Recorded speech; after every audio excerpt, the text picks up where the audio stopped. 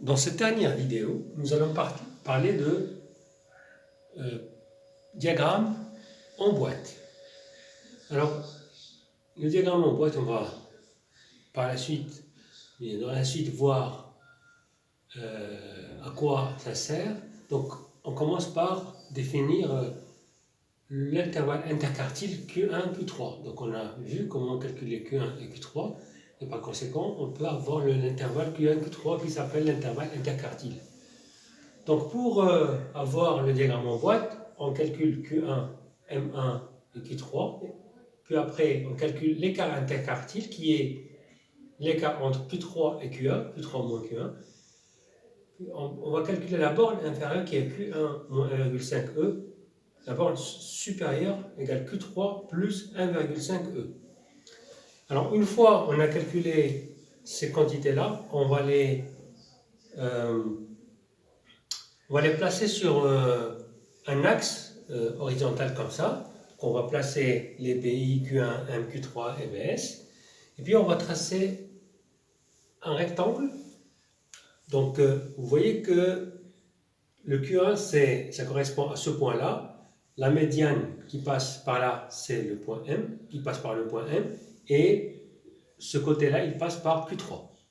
Donc voilà, on a ce premier rectangle-là qui est traversé par un segment qui correspond à la valeur de la médiane.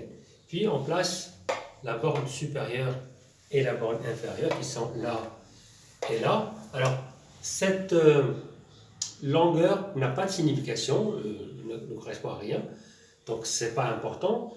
Alors ce segment, cette représentation-là nous en renseigne d'abord sur la symétrie de la distribution x1 jusqu'à x3, qu'on voit que la médiane n'est pas au centre, n'est même pas au milieu, à peu près au milieu de Q1, QM, elle est penchée plutôt vers la gauche, donc on va dire que la distribution ne semble pas être symétrique. Si M était à peu près au centre de Q1, Q3, ce trait-là va être au milieu et on parlera de données symétriques.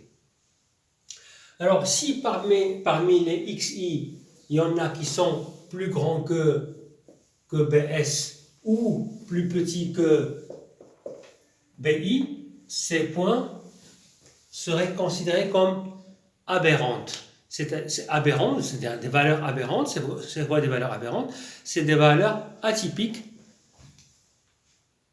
des valeurs bizarres, c'est-à-dire qu'on aura à les vérifier. Donc on va vérifier si ces XI qu'on a mesurés, est-ce qu'il s'agit d'une erreur lorsqu'on a écrit, lorsqu'on a mesuré, on a reporté sur un papier, là on s'était trompé, donc on peut corriger ces valeurs, et là si on peut les corriger, elles vont être dans BIBS, et dans ce cas ça va tout rentrer dans l'ordre, c'est-à-dire on peut les utiliser après dans les calculs.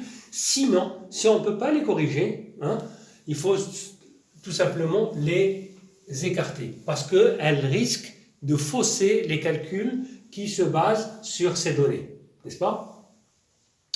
Alors, un diagramme en boîte sert aussi à comparer des populations.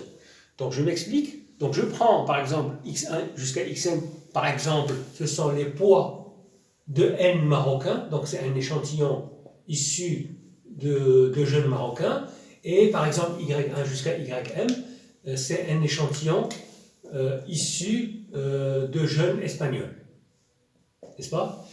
Donc, imaginons que pour ces données-là, on a pu construire ce diagramme en boîte, et puis pour ce nouveau échantillon qui correspond à de jeunes espagnols, par exemple, on a un autre par exemple diagramme en boîte qui est comme ça, par exemple.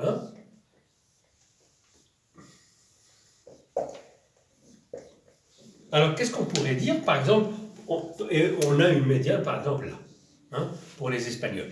Donc pour les données correspondant aux Marocains, vous voyez qu'on a un écart type, un intervalle écart type plus grand que chez les Espagnols. C'est-à-dire que là, la variation peut être considérée comme plus grande que la dispersion là, chez les Espagnols. N'est-ce pas? C'est-à-dire chez les Espagnols, les valeurs sont homogènes, c'est-à-dire elles sont proches les unes des autres, sont proches à leur moyenne, c'est-à-dire une concentration, c'est-à-dire une dispersion très petite. Donc ça, c'est au point de vue dispersion, on peut comparer les écarts interquartiles. Ensuite, je peux dire que la dispersion chez les Espagnols est beaucoup plus symétrique que là, parce que là, la médiane, elle passe à peu près au centre. Donc on va dire que cette distribution est symétrique, contrairement à la distribution correspondante aux données des Marocains. Donc voilà une deuxième comparaison qu'on peut faire, une deuxième constatation. Et puis, je peux dire par exemple que vous voyez que ce rectangle-là, il est un peu placé un peu à droite, et les valeurs de droite, ce sont les valeurs qui correspondent aux plus grandes valeurs de poids. C'est-à-dire que les Espagnols sont généralement plus lourds que les Marocains, parce que ce rectangle est penché plutôt vers la droite. Donc, et voilà. On peut dire, voilà, donc on peut comparer, comme vous avez vu, deux populations d'Espagnols et de Marocains via deux échantillons qui sont extraits de ces deux populations. Et ces deux échantillons vont nous donner deux diagrammes en boîte, et en les comparant, on peut comparer plusieurs caractéristiques des jugements, des informations concernant les deux échantillons qu'on peut généraliser sur la population après. Donc voilà ce qui met fin à ce cours. Merci beaucoup.